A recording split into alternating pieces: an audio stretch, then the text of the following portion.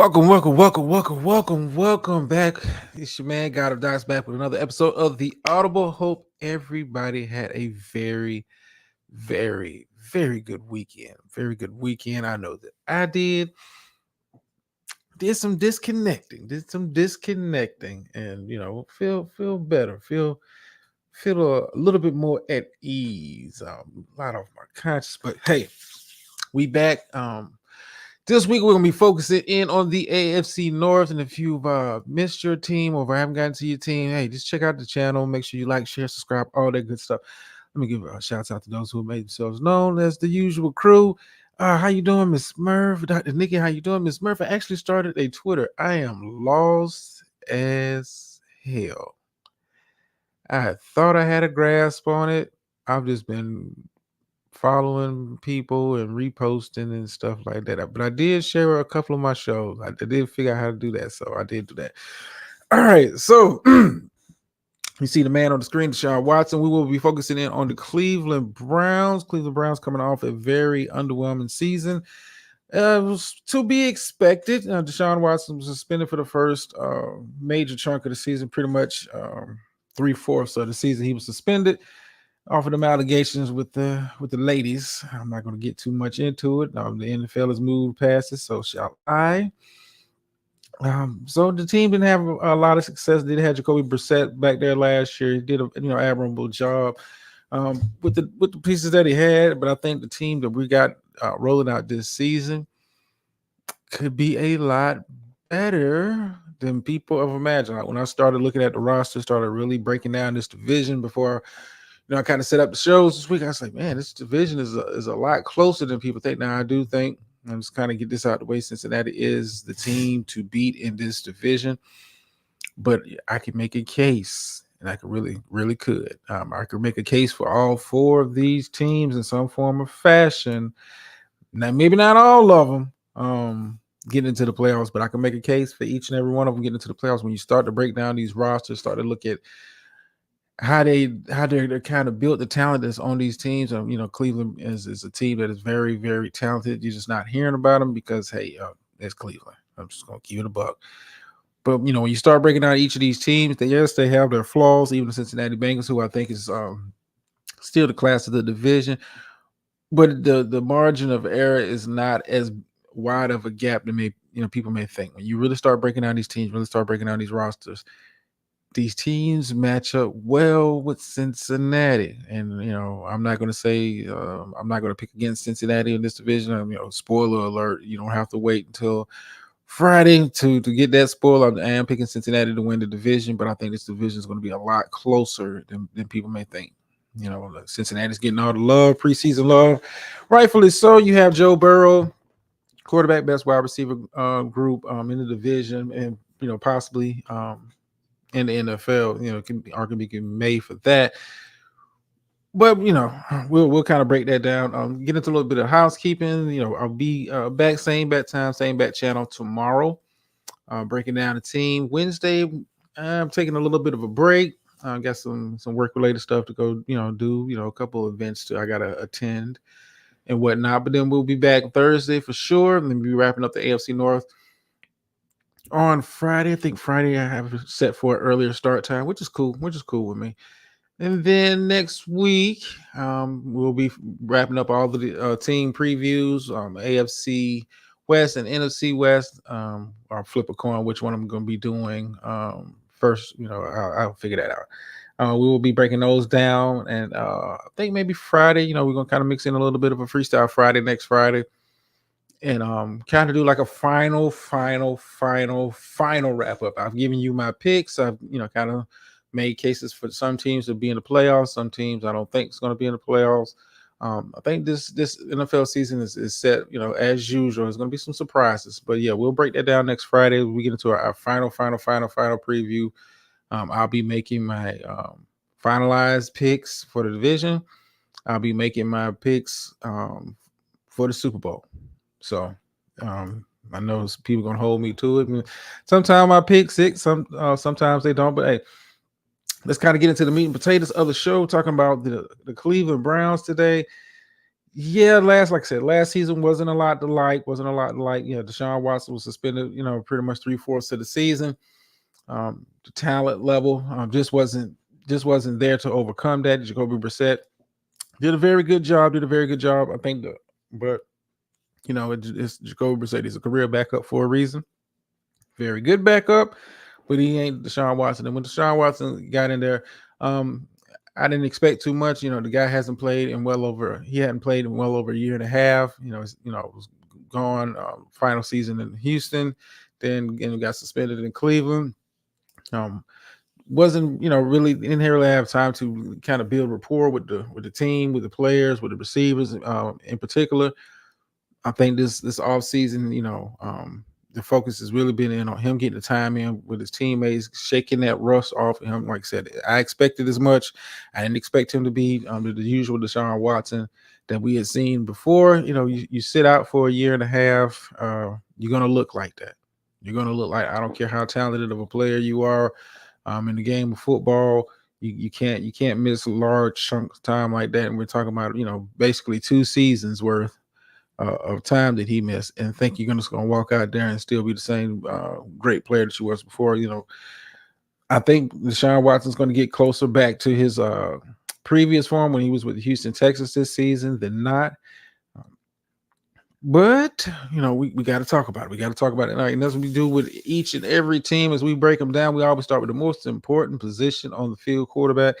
It's a lot to like Deshaun Watson. Like I said, it's got a full off season under his belt. His got some of the lumps out last season, but I do like the quarterback room that they have in Cleveland. If you've been watching any of the preseason football this season, I know Josh Dobbs is kind of listed as quarterback too. That's based off experience, but the rookie that they drafted, Dorian Thompson Robinson, has looked real good. DTR has looked real good. Now, granted, it's preseason. DTR coming out of UCLA, a lot wasn't expected of him, but I could see Cleveland going into the season carrying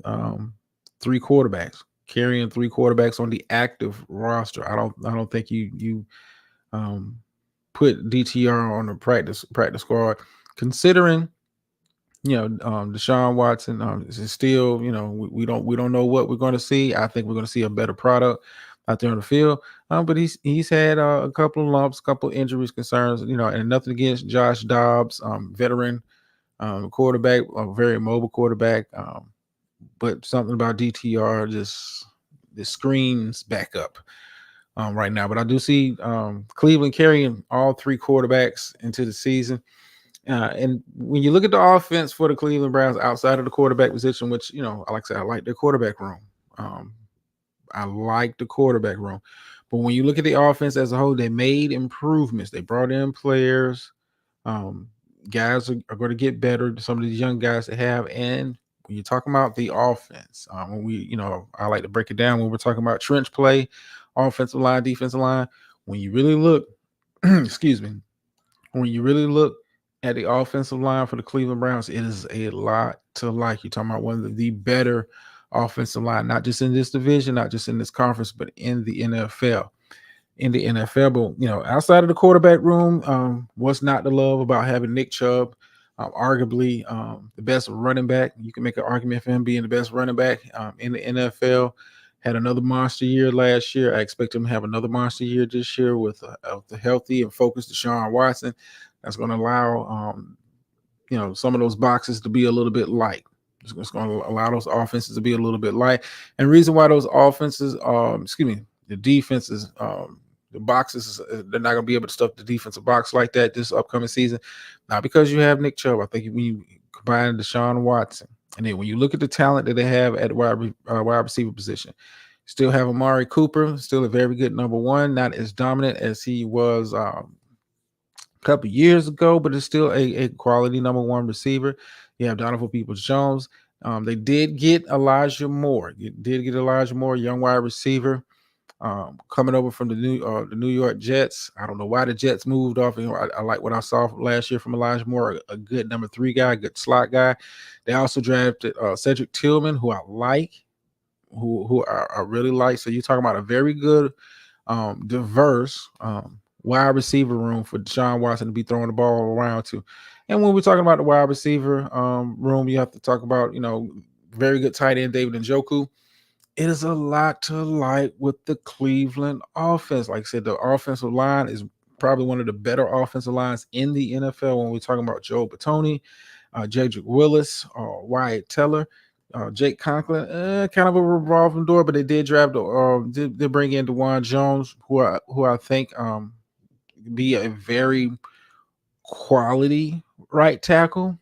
At some point in his career, it's not going to be too much pressure on him to start. Like I said, Jack Conklin is a veteran tackle. He had a pretty good year last year, but when you look at the offensive line, looking at Deshaun Watson, a full off season up under his belt, a chance to work with the receivers. When you look at the receiving core, I wouldn't be surprised.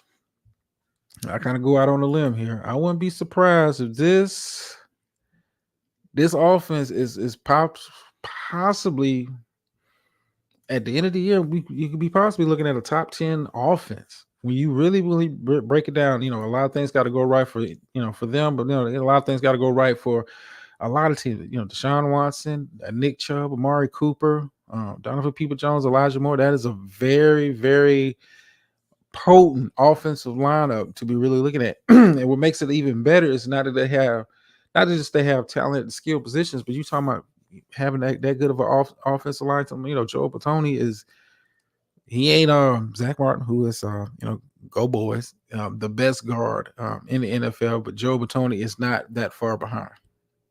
Perennial all-star, perennial all-pro, perennial pro bowler. Wyatt Teller, another good guard on the right side. You're talking about a very, very good offensive line. Nick Chubb is not putting up them yards all by himself. And then, it's when you have an offensive line that can create the holes they can for Nick Chubb on a regular basis, very good in run and pass. And you got a quarterback back there that's got the talent to get the ball to guys. You talking about guys that are very sound at route running. When we're talking about Amari Cooper, Donovan Peoples-Jones, Elijah Moore, possibly being a number 3, Cedric Tillman with a little bit of size. It is a lot to like with your offense. And if I keep talking about the offense, I think the offense for this team is going to have to kind of carry them through. Because when you look on the defensive side of the ball, it's talent in spots.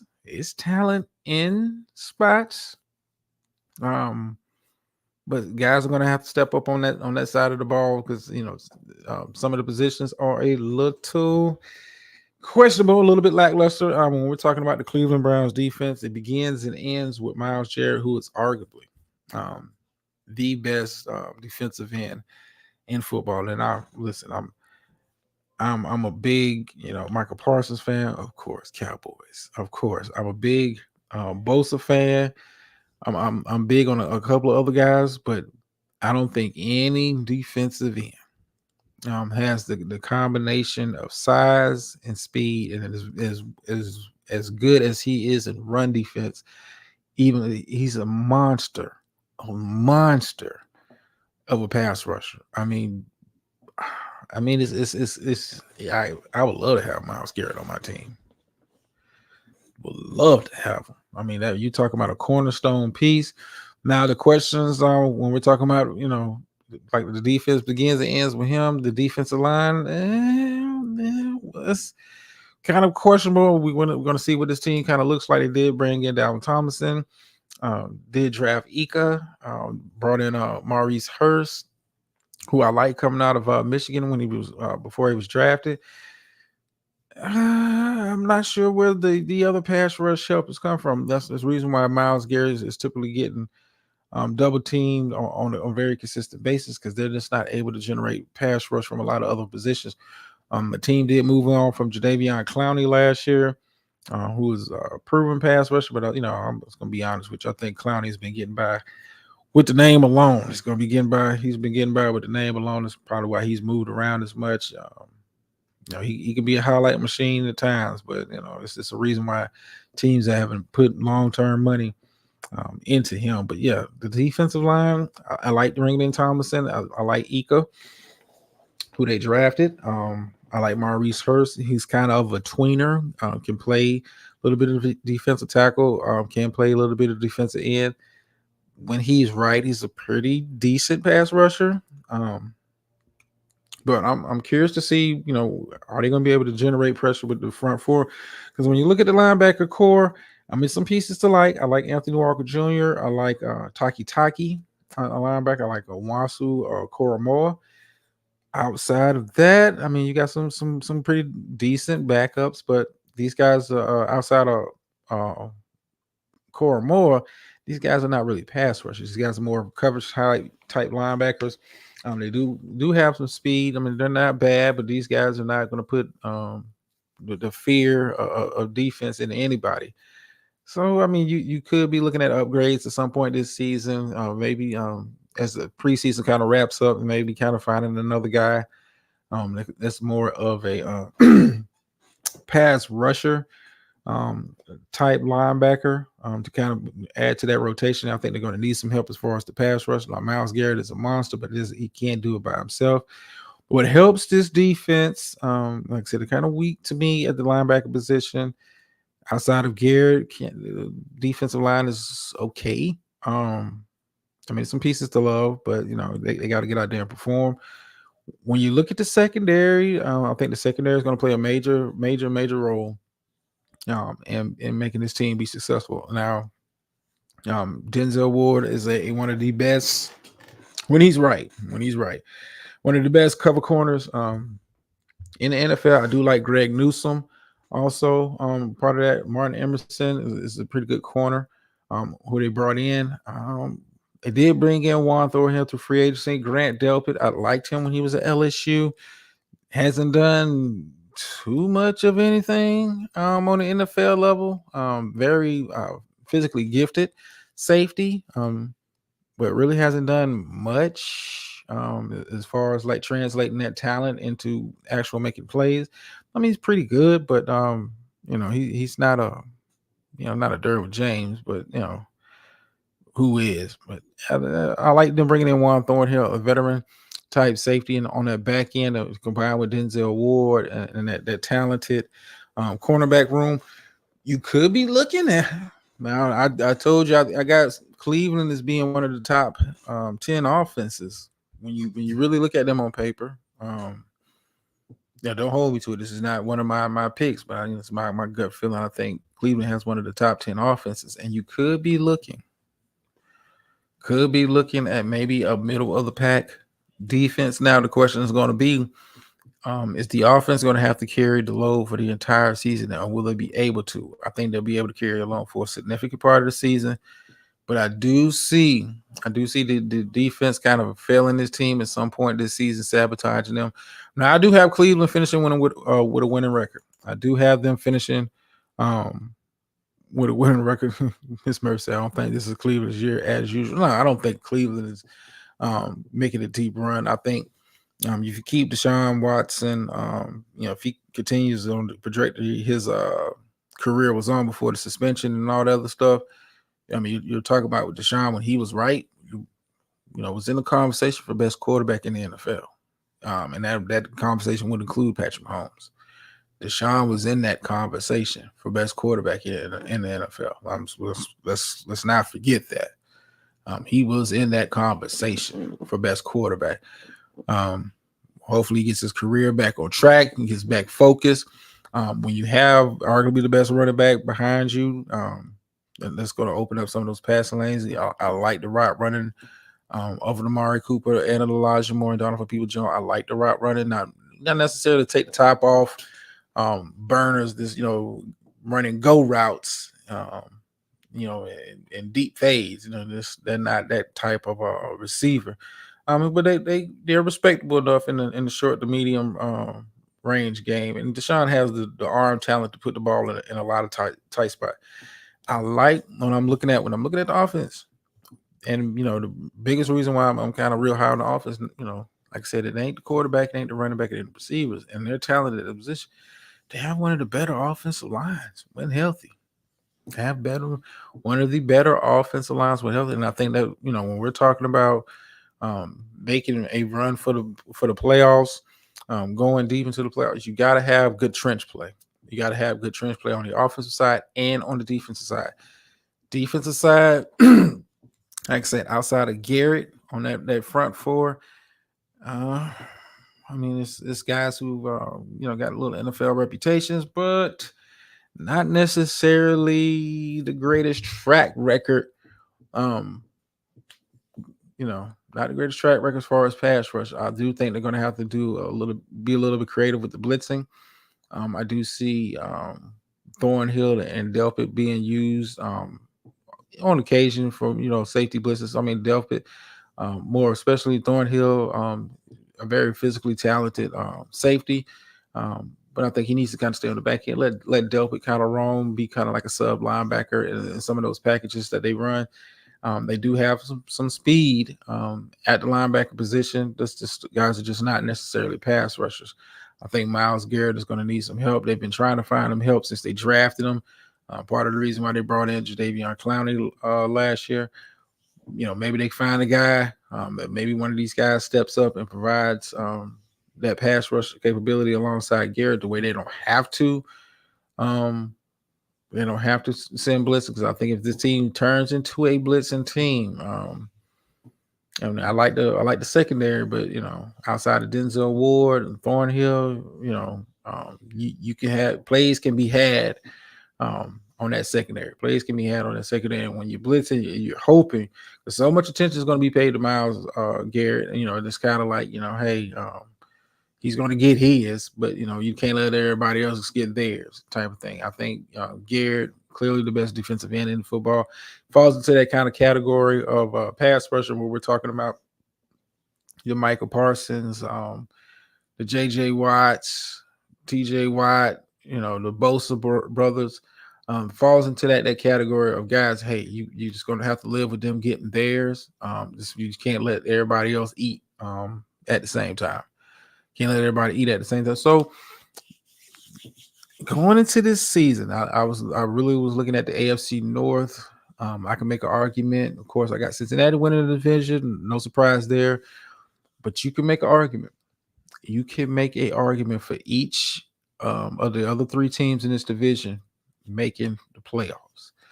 Out of those three teams in the division, Baltimore will probably be the one I can make the strongest case for based on the quarterback, the coach, and some of the pieces that they brought in. And we'll kind of talk about them later on this week.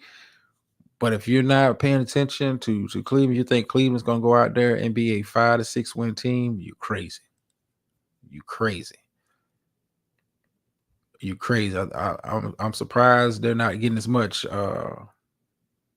media attention going into the season. But trust me, when you really look at the roster they have in Cleveland, you're like, damn, they got some really talented players. We're not just talking about guys that are just good. You got some of the guys that are at elite at their positions. There's a lot of talent in Cleveland. Mr. Murphy said, Cincinnati, really? Yeah, I got Cincinnati winning the division. Now, I'm going to say this. I got Cincinnati winning the division, but I think it comes down to the final few weeks of the season, be honest with you. I think it's going to be that much of a dogfight in this division. This division is typically very competitive from top to bottom. Guys, teams are just not rolling over. I really, really, really, like I said, I can make a case for the other three teams to make the playoffs. Maybe not all together. Cleveland, I think, with a top 10 offense, a middle of the road defense, you could be looking at a wild card team.